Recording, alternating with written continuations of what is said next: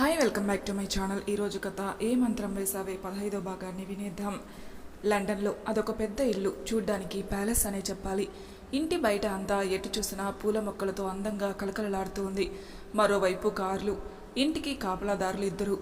అప్పుడే లోపలికి వస్తున్న ఒక వ్యక్తి ఇంటిని చూస్తూ, ఏదో ఒకరోజు ఇంటికి దీపం వెలిగించే ఇల్లాలు ఇంటి మహాలక్ష్మి వస్తే ఎంత బాగుంటుందో. ఎప్పుడు పెళ్లి కోసం అడిగినా చిన్న స్మైల్ ఇస్తాడు మా మహానుభావుడు. ఇంతకీ మా 6 అడుగుల అందగాడు ఏం చేస్తున్నాడో. లోపల రూమ్లో మిర్రర్ ముందు నించుని ఒక వ్యక్తి రెడీ అవుతున్నాడు. 6 అడుగుల ఎత్తు, జిమ్ బాడీ, చూడ చక్కని రూపం, ఎంత ఎదిగినా అణిగి మణిగి ఉండాలని అతని వ్యక్తిత్వం. మనిషి సౌమ్యం, మనసులో ఇతరులకి మంచి చేయాలని ఆ ఆలోచన, ఆ మంచితనమే అతన్ని బిజినెస్లో నెంబర్ 1గా చేసింది. కష్టపడే వ్యక్తిత్వం. లోపలికి వస్తూ రెడీ అవుతున్న రూమ్కి రాగానే మిర్రర్ ముందు నించుని ఉన్న 6 అడుగుల కటౌట్ని చూసి, రేయ్ ప్లీజ్ రా, ఇలా రెడీ అవుతే ఎలా రా, పైగా ఇన్ షర్ట్, అందులో మళ్ళీ బ్లాక్ ప్లీజ్ రా, నువ్వు రెడీ అవ్వకు అన్నాడు. చిన్నగా స్మైల్ ఇస్తూ చేతికి వాచ్ కట్టుకుంటూ కిరణ్ వైపు చూశాడు. నవ్వకురా, నీ సొట్టబుగ్గల అందం చూసి అమ్మాయిలందరూ నీ వెనకాలే పడుతున్నారు. నా పరిస్థితి తలుచుకుంటేనే భయంగా ఉంది. ఏమైందిరా అలా అంటున్నావు అన్నాడు. నేను నీ పక్కన ఉండడం చూసి నీకు సైట్ కొట్టే అమ్మాయి అందరూ హెల్ప్ చేయమంటున్నారా, చివరికి ఎంతలా అంటే నేను లైన్ వేసుకుంటున్న అమ్మాయి కూడా నీకే పడిపోయిందిరా అన్నాడు. కిరణ్ మాటలకి గట్టిగా నవ్వుతూ, ఏంట్రా నువ్వు చెప్పేది, ముందు పద టిఫిన్ చేద్దాం అన్నాడు గగన్. అది కాదురా గగన్, ఒకసారి నా మాట వినొచ్చగా తొందరగా పెళ్లి చేసుకోరా అన్నాడు కిరణ్. పెళ్ళి అనగానే గగన్ నవ్వుతూ, మన మనసులో ఉంది చారుశీల రూపంరా, తన కోసం ఈ మనసు ఎంతగా ఆరాటపడుతుందో నాకే తెలియదు. తన చిన్ననాటి జ్ఞాపకాలు, తన నవ్వు, తన పసితనం, ఇంకా అల్లరి మాటల్లో చెప్పలేనురా. తను ఎప్పటికీ ఈ గగన్ మనసులోనే ఉంటుంది. తన కోసం నేను ఎంతగా ఎదురు చూస్తున్నాను అంటే తన చేతిని పట్టుకుని జీవితాంతం తనతో కలిసి నడవాలని ఉంది. కిరణ్ గగన్ వైపే చూస్తూ, ఇన్ని సంవత్సరాలు నీ దగ్గర ఉన్నాను, పెళ్ళంటే చారుశీల అంటున్నావు. నీ మనసు దోచిన ఆ చారుశీల ఎవర్రా, కనీసం ఫోటో అయినా చూపించు. నవ్వుతూ, చూపించడం కాదురా, తన కోసమే మనం ఇండియా వెళ్తున్నాం. తనని చూడాలని ఈ పిచ్చి మనసు ఆరాటపడుతుంది. ఏమో అనుకున్నాను కానీ గురిడిలో ప్రేమ పదాలు ఎక్కువగానే ఉన్నాయే. నవ్వుతూ, ఏంట్రా మాటికి అలా నవ్వకరా, నీ అందం చూస్తుంటే నాకే జలసుగా ఉంది. ఇక్కడ ఇంతమంది అమ్మాయిలను వదిలేసి నువ్వేంట్రా చారుశీల అంటూ జపం చేస్తున్నావు. ముందు ముందు నీకే అర్థమవుతుందిరా అన్నాడు గగన్. ఇక్కడ భూమి ఏం చేస్తుందో చూద్దాం రండి. నువ్వు మాట్లాడక్క, నేను కిందికి వెళ్తాను అన్నది రంగి.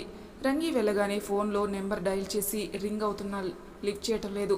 ప్లీజ్ నాన్న, ఒక్కసారి లిఫ్ట్ చేయండి. మళ్ళీ చేసింది. అలా చేస్తూ ఉండగా లిఫ్ట్ చేయగానే హలో అన్న ప్రభాకర్ గొంతు వినగానే తన మనసులో ఉన్న దుఃఖం అంతా కన్నీటి రూపంలో బయట పెట్టింది. వెక్కి వెక్కి ఏడుస్తూ అద్దంలో కనిపించిన మనిషిని చూడగానే షాక్ అయి బిక్కి చచ్చిపోయి బిగుసుకుపోయి కన్నీరు మాత్రమే కారుస్తూ చేతిలో ఉన్న ఫోన్ జార విడిచింది.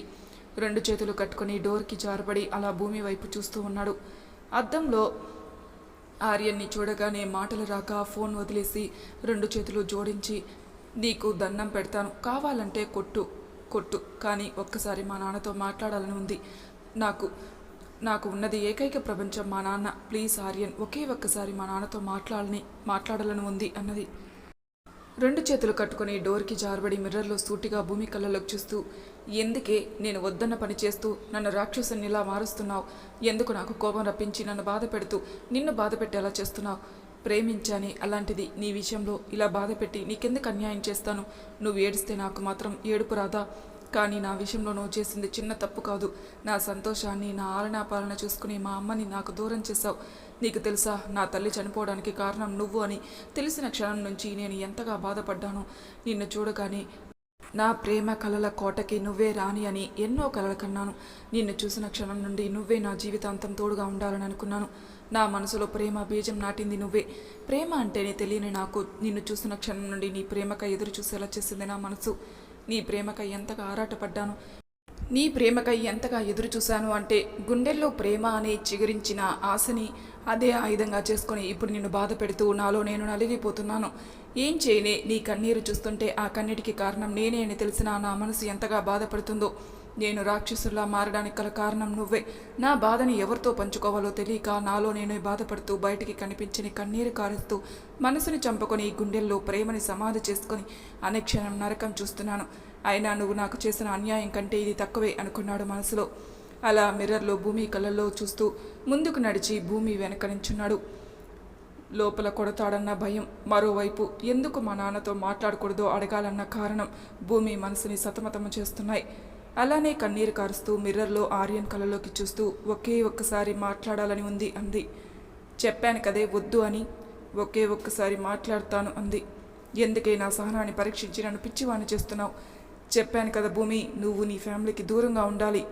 అలా మిర్రర్లో ఆర్యన్ కళ్ళలోకి చూస్తూ ఇంకా వెక్కి వెక్కి ఏడుస్తూ ఉంది. ఆ కన్నీరు తన మనసుని బాధిస్తుంటే ఆ క్షణంలో తనని ఏం చేయాలో ఏమి అనాలో తెలియక భూమిని దూరంగానే ఉండి వెనక నుంచి తన చేతితో భూమి చెంపల మీద ఉన్న కన్నీరును తుడుస్తూ, నువ్వు ఏడుస్తూ నన్ను రాక్షసుని చేయకే. అలానే మిర్రర్లో ఆర్యన్ కళ్ళలోకి చూస్తూ, ఎందుకు నాకు ఇంత బాధని కలిగిస్తున్నావు? నీ విషయంలో ఏ తప్పు చేశానో కనీసం అదైనా చెప్పవా అన్నది.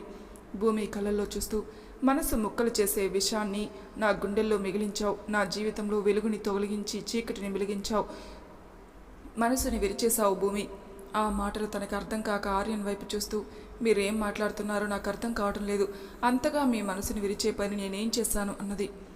తను ఏం చేస్తున్నాడో అర్థమై భూమి చెంప మీద చేతిని తీసి, నువ్వేం చేస్తావు? అయినా నీకు చెప్పాను కదా నన్ను కన్విన్స్ చేయకని. అందుకు ముందు నువ్వు తొందరగా రెడీ అవిరా అన్నాడు. ఆర్యన్ వెళ్ళగానే బెడ్ మీద కూర్చుని, ఏం చేశాను? నీ మనసుని ముక్కలు చేసే పని ఏం చేశానో చెప్పు ఆర్యన్. ఎందుకు నాకు బాధని కలిగిస్తున్నావు?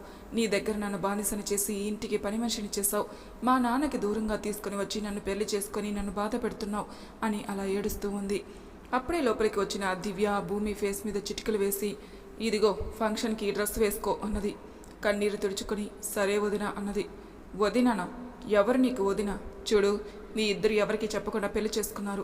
అయినా నువ్వు నన్ను వదిన అని పిలవకు. అందరి ముందు మాత్రమే నీకు వదిన. అయినా నీ గురించి పూర్తిగా తెలుసుకున్నాకే నువ్వు నన్ను వదిన అని పిలవాలో లేదో నేనే చెబుతాను అన్నది. అసలు ఈ అమ్మాయికి ఈ పెళ్ళి ఇష్టం లేదా? ఉదయం నుంచి ఏడుస్తూనే ఉంది. దీనిని చూస్తుంటే నిజంగా నాకు చాలా కోపం వస్తుంది. నా తమ్ముడు ఏం చేసినా నాకు చెప్పేవాడు. అలాంటిది కనీసం నాకు కూడా ఒక మాట చెప్పకుండా దీన్ని పెళ్లి చేసుకున్నాడు. ఛీ, దీనికి మాత్రం సిగ్గుండాలి కదా. అలా తెగించి ఇంటి నుంచి వచ్చి మా తమ్ముడిని పెళ్లి చేసుకుంది అనుకుంది మనసులో.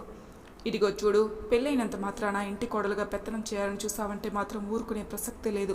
నీ హద్దుల్లో నువ్వు ఉండు అన్నది. అమ్మా ఎవరి అమ్మాయి అన్నది పాప. చారుణ్య.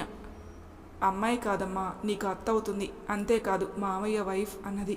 హో అవునా అంటూ భూమి ఒడిలో కూర్చొని, అత్త నీ పేరేంటి? నా పేరు భూమి అన్నది. నా పేరు చారుణ్య, మన ఇద్దరం ఫ్రెండ్స్ సరేనా అన్నది. వదిన కూడా కోపం నాపైనే చూపిస్తుంది. నేను కూడా ఆవిడికి నచ్చలేదేమో అనుకుంది మనసులో. చారుణ్య, పద రెడీ అవుదాం, అత్త రెడీ అవి కిందికి వస్తుంది అన్నది. వెళ్తున్న దివ్య వైపే చూస్తూ, ఇంకా ఎంతమంది కోపం నేను భరించాలి? చెప్పారు కదా ఆయనే. నేనే మర్చిపోయాను, నేను బానిసని కదా అనుకుంది. కనీసం మాకు కూడా ఒక మాట చెప్పకుండా పెళ్లి చేసుకున్నావు, ఎందుకురా? గౌతమ్, వాడు నీకు నాకు చెప్పకుండా పెళ్లి చేసుకున్నాడు. అంతేకాదురా, తను ప్రాణంగా ప్రేమించిన అమ్మాయిని పెళ్లి చేసుకున్నాడు, అది కూడా మీడియా ముందు. గౌతమ్ వరుణ్ల వైపే చూస్తూ, ఎవరికీ చెప్పకుండా చేసుకున్నాను రా. కారణం మీకు చెప్పినా మీరు నమ్మలేరు. నన్ను క్షమించండి రా. నా కష్టంలోనూ సంతోషంలోనూ తోడుగా ఉండే మీకు కూడా చెప్పకుండా పెళ్లి చేసుకున్నాను. అలాంటి పరిస్థితి అనుకున్నాడు మనసులో. రే, ఏం మాట్లాడవేంట్రా? ఇద్దరం అలా గొంతు చించుకొని అడుగుతుంటే నువ్వేంట్రా స్టైల్గా నిలబడి మా ఇద్దరి వైపే చూస్తున్నావు? రేయ్, ఏమైందిరా నీకు అలా చూస్తున్నావు? అబ్బా ఏం లేదురా, మీకు చెప్పకుండా చేసుకోవడం తప్పే, నన్ను క్షమించండి అన్నాడు. నువ్వు అంతగా క్షమాపణ చెప్పాల్సిన అవసరం లేదురా. నువ్వేమీ చేసిన దాని వెనక కారణం ఉంటుందిలే. అవును, అయినా నీ గురించి తెలిసినా కూడా మేమిద్దరం ఎలా అడుగుతున్నామో చూడు. అది సరే, ఇంతకీ మా చెల్లేదిరా? రెడీ అవుతుంది అంటూ గెస్ట్ని రిసీవ్ చేసుకుంటున్న దేవ్ వైపే చూస్తూ, నీ పక్కన అమ్మ కూడా ఉంటే చాలా బాగుండేది నాన్న. అమ్మ చనిపోయిందన్న బాధ కూడా మీకు లేదు. వెంటనే రెండో పెళ్లి చేసుకున్నారు. ప్రాణంగా చూసుకుని అమ్మని ఎలా మర్చిపోయారో అర్థం కావటం లేదు. కన్న కొడుకుని నాకే అంత బాధగా ఉంటే కట్టుకున్న భర్తవి నీకు ఎంత బాధ ఉండాలి నాన్న? అసలు మీరు పెళ్లి చేసుకుని నా బాధని మీరు ఇంకా పెంచారు అనుకున్నాడు మనసులో. అలా ఆలోచిస్తూ ఉండగా దేవు పక్కన కరుణ వచ్చి నిలబడింది. పిడికిలు బిగించి, ఎందుకు వచ్చారు మీరు మా జీవితాల్లోకి? మా అమ్మ స్థానంలో నించున్న అంత మాత్రాన మీరు ఎప్పటికీ నాకు అమ్మ కాలేరు. అమ్మ ప్రేమ దూరమైన నాకు కనీసం తండ్రి ప్రేమ ఆదరణ దొరుకుతుందనుకుంటే నువ్వు వచ్చి నాకు ఆ ప్రేమను దూరం చేశావు. అందరూ నన్ను బాధ పెట్టేవాళ్ళే అనుకున్నాడు. రేయ్ పిలిచినా పలకటం లేదు, ఏమైందిరా అంతగా ఏం ఆలోచిస్తున్నావు అన్నారు. ఏం లేదురా చెప్పండి. ఈ టైంలో అమ్మ ఉంటే నిజంగా చాలా బాగుండేది, ఎంత సంతోషంగా ఉండేదో. కానీ అందరంత దూరంగా అమ్మ నాకు దూరం అయిందిరా. గౌతమ్ ఆర్యన్ చేతిని పట్టుకుని, ఎందుకురా బాధపడుతున్నావు? అమ్మ ఇష్టం కూడా భూమి కోడలుగా రావటమే కదా నీ జీవితంలోకి వచ్చిందిరా. భూమి నీకు అమ్మ ప్రేమను పంచడానికి, కన్నీరుని తుడవటానికి ఇంకెందుకురా బాధపడుతున్నావు? ఒక చిన్న స్మైల్ ఇస్తూ, అమ్మ ప్రేమని పంచటానికి, నా కన్నీరు తుడవటానిక? అమ్మ ప్రేమను దూరం చేసి నా కన్నీటికి కారణమైందిరా భూమి. నాకు ఎవరు ప్రేమ పంచుతారు? నా కన్నీరుని ఎవరు తుడుస్తారు? అందరూ ఉన్న ఒంటరి వాడిని నేను, బాధని పంచుకోలేను. నాలో నేను కుమిలిపోవటం తప్ప అనుకున్నాడు మనసులో. అవునరా, గౌతమ్ చెప్పింది కరెక్ట్. భూమి నీ జీవితంలోకి వచ్చింది కదా, ఇక నీకు జీవితాంతం ప్రేమను పంచి నీకు తోడుగా ఉంటుందిలే. అలా గౌతమ్ వరుణ్లతో మాట్లాడుతూ ఉండగా చల్లని చిరుగాలి ఆర్యన్ ఫేస్కి తాగుతుంది. చాలా హాయిగా అనిపించి కనులు మూసుకొని పక్కకు తిరిగి చూసి షాక్ అవుతాడు.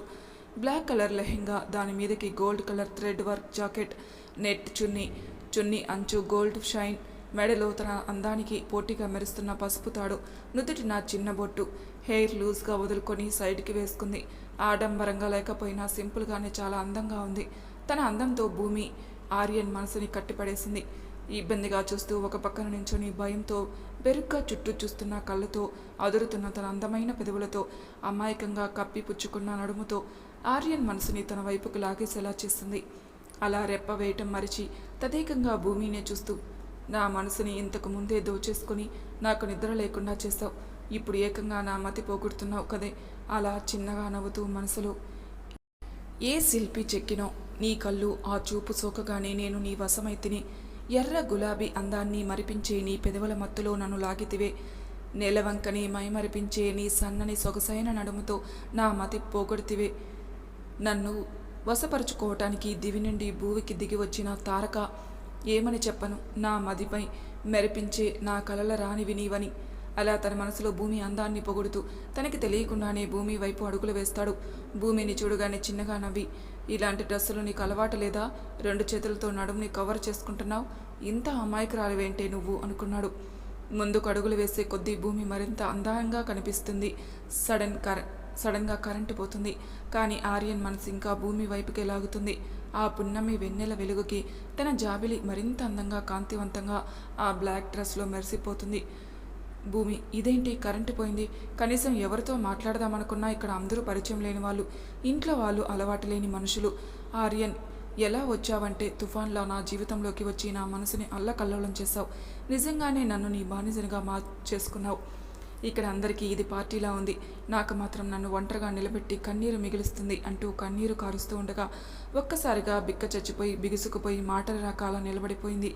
వెనక నుంచి ఆర్యన్ 2 చేతులతో భూమి నడుముని చుట్టేసి హత్తుకొని తన మెడవంపుల్లో తన ముక్కుతో రాస్తూ చెవిలో హస్కీగా, చాలా అందంగా ఉన్నావు అమ్మాయి అంటూ తనని తాను మైమరిచిపోయి మెడవంపుల్లో అలా భూమిని మాటలు రాకుండా చేస్తాడు. భయంగా, ఎవడు వీడు, నా పర్మిషన్ లేకుండా నన్ను ముట్టుకుని ముద్దు పెట్టుకుంటున్నాడు, ఎంత ధైర్యం వీడికి అనుకుంటూ కోపంగా ముందుకు తిరిగి చాచిపెట్టి ఆర్యన్ చెంపపై కొట్టింది. కరెంట్ రావడంతో ఒక్కసారిగా భూమికి పై ప్రాణాలు పోయాయి. తన ఎదురుగా చెంప మీద చేయి వేసుకుని కంటి చూపుతో నిప్పుల వర్షం కురిపిస్తూ, ఇంత గట్టిగా కొట్టావా? అసలు ఎంత ధైర్యమేమే నీకు? అందరూ భూమి ఆర్యన్ వైపే చూస్తూ ఉంటారు. అందరి వైపే చూస్తూ ఆర్యన్తో ఏం మాట్లాడాలో తెలియక భయంతో అక్కడి నుంచి పరుగున తన రూమ్కి వెళ్ళింది. అందరూ అలా చూడడంతో ఆర్యన్కి ఏదోలా అనిపించి అక్కడ ఉండబట్టలేక లోపలికి వెళ్ళాడు. చూసారా నాన్న, మీ కోడలు మన పరువు ఎలా తీసిందో? అందరి ముందు ఆర్యన్ని చెంపదెబ్బ కొట్టింది. నాన్న, ముందు అమ్మాయిని బయటికి పంపించేయి.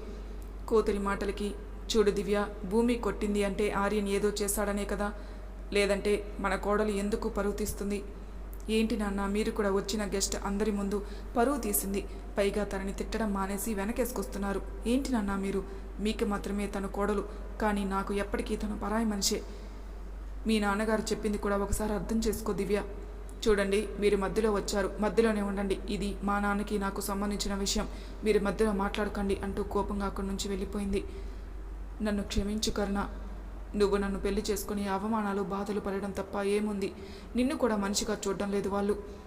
అయ్యో పర్వాలేదండి అంటూ కన్నీరు తుడుచుకుని, ఈరోజు కాకపోయినా రేపన్న రోజు ఇద్దరు నన్ను అమ్మ అని పిలవకుండా ఉంటారా?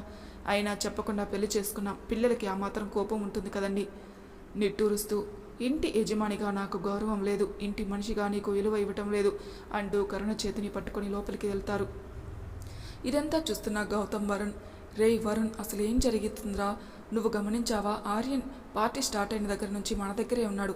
భూమి కోసం మాట్లాడినప్పుడు వాడి కళ్ళల్లో కోపం ఇంకా బాధ స్పష్టంగా కనిపిస్తుంది. ఇక దేవ్ అంకుల్ ఎందుకు పెళ్లి చేసుకున్నారో కారణం తెలీదు, కానీ భూమి ఆర్యన్ని కొట్టింది. అప్పుడు వాడి ఫేస్లో ఎలా ఉంది అంటే వాడి కోపం చూడలేక పరుగు అందుకుంది. నువ్వు చెప్పిందంతా నిజమేరా, కానీ ముందు ఆర్యన్ ఎందుకు భూమిపై కోపంగా ఉన్నాడు? వరుణ్ వైపే చూస్తూ, నేను అడిగింది నువ్వు మళ్ళీ నన్ను అడుగుతున్నావు. నీకు ఎంత తెలుసో నాకు అంతే తెలుసు అన్నాడు. చేతిలో ఉన్న గ్లాస్ ఎదురుగా ఉన్న అద్దానికి కొట్టి నాశనం అయిపోయింది. మొత్తం నాశనం అయిపోయింది. ఏమైంది వీడికి? పిచ్చి పట్టినట్లు అలా రాస్తున్నాడు. ఏమైంది విక్రమ్ సార్ అన్నాడు. ఇంకేం అవ్వాలి శ్రీను, ఆ భూమికి పెళ్ళి అయిపోయింది అన్నాడు. సార్, ఆ అమ్మాయికి పెళ్ళి అయిపోతే మీరెందుకు పిచ్చివాళ్ళు అరుస్తున్నారు? టక్కున నాలుగు ఖర్చుకొని విక్రమ్ వైపు చూస్తూ, ఎందుకురా నీకు అంత నోటి దురుసు, ఛీ అనుకున్నాడు మనసులో. రే, నీకు నోటి దురద ఎక్కువని నాకు తెలుసు, కానీ ఆ భూమి ఎప్పటికీ నా సొంతం కావాలి. ఎందుకంటే అది మొత్తం అంతా నాకు కావాలి అనుకున్నాడు. అదేమన్నా వస్తువేంట్రా పనికి మాలిన ఎదవా? అమ్మాయిరా, నీకు పిచ్చి బాగా పట్టేసిందిరా సన్నాసెదవా అనుకున్నాడు మనసులో. ఆ అమ్మాయికి పెళ్ళి అయిపోయింది కదా సార్, మరొకరు భార్య కావాలనటం చాలా తప్పు కదా. శ్రీను, నాకు లాజిక్స్ చెప్పకు. ముందు ఆ ఇంట్లో ఉన్న అందరి డీటెయిల్స్ కావాలి. అంతేకాదు, వీలైనంత తొందరగా ఆర్యన్ భూమిలను విడగొట్టాలి. పిచ్చిన ఎదవ, అందంగా కలిసి ఉండాలని కోరుకోవాలి, కానీ నువ్వేంట్రా అప్పుడే విడదీయాలంటున్నావు? నా జుట్టు నీ చేతిలో ఉంది, అందుకే పిఏగా పనిచేస్తున్నాను. లేదంటేనా నీ బండారం అంతా పోలీస్ దగ్గర బయట పెట్టేవాడిని అనుకున్నాడు మనసులో. సరే సార్, డీటెయిల్స్ అన్నీ కనుక్కుంటాను. గుడ్ శ్రీను, మనసులో నువ్వు నన్ను ఎన్ని బూతులు తిట్టుకున్నా నేను చెప్పిన పని మాత్రం చేస్తావు. షాక్తో గుట్టుకలు మింగుతూ, క్షమించండి సార్. పర్వాలేదు శ్రీను, నీలాంటి వాడు నా పక్కన ఉండాలి. వెళ్ళి ఆ పని చూడు. అలానే సార్ అంటూ బయటికి వచ్చి, ఊరి నాయను తెంగరేదవనుకున్నాను, వీడి దగ్గర చాలా జాగ్రత్తగా ఉండాలి. మరి తర్వాయి భాగంలో ఏం జరుగుతుందో నెక్స్ట్ ఎపిసోడ్లో తెలుసుకుందాం. అంతవరకు నా ఛానల్ని సబ్స్క్రైబ్ చేయని వాళ్ళు ప్లీజ్ సబ్స్క్రైబ్ చేసుకోండి. లైక్ చేసి షేర్ చేయండి. మీ అభిప్రాయాలు నాకు కామెంట్ రూపంలో తెలియజేయండి. Thank you for listening.